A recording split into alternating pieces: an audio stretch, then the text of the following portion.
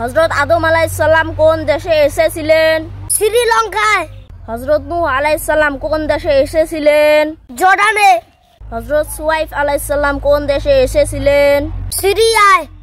হযরত ইব্রাহিম আলাইহিস সালাম কোন দেশে এসেছিলেন? ইরাকে।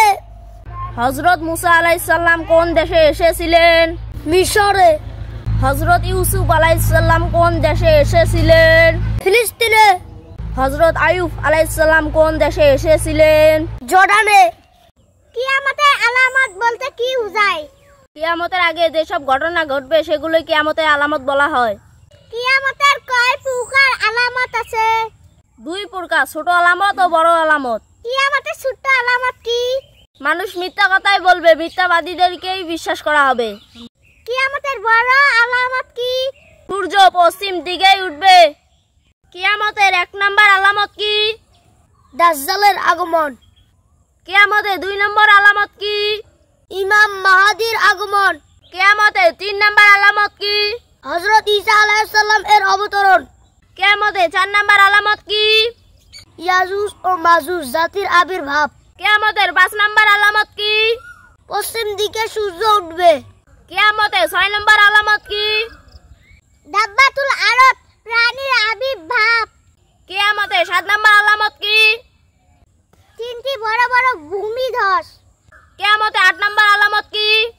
কালো ধোঁয়া। কিয়ামতের 9 নম্বর আলামত কি? কাবা ঘর ধ্বংস।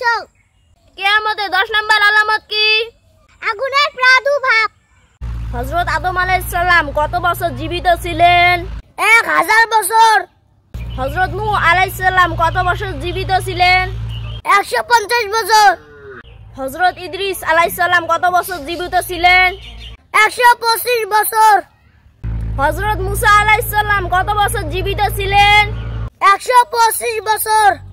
হযরত আইয়ুব আলাইহিস সালাম কত বছর জীবিত ছিলেন? 140 বছর।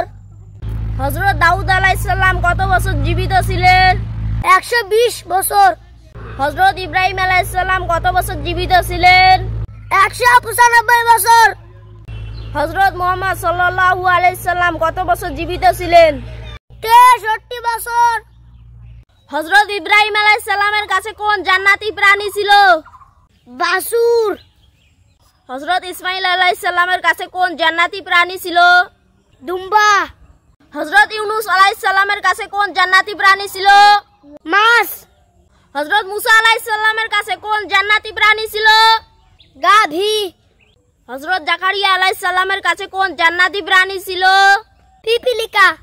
হযরত সুলাইমান আলাইহিস সালামের কাছে কোন জান্নাতি প্রাণী ছিল? হুদহুদ পাখি। হযরত মুহাম্মদ সাল্লাল্লাহু আলাইহি সাল্লামের কাছে কোন জান্নাতি প্রাণী ছিল? বোরাক।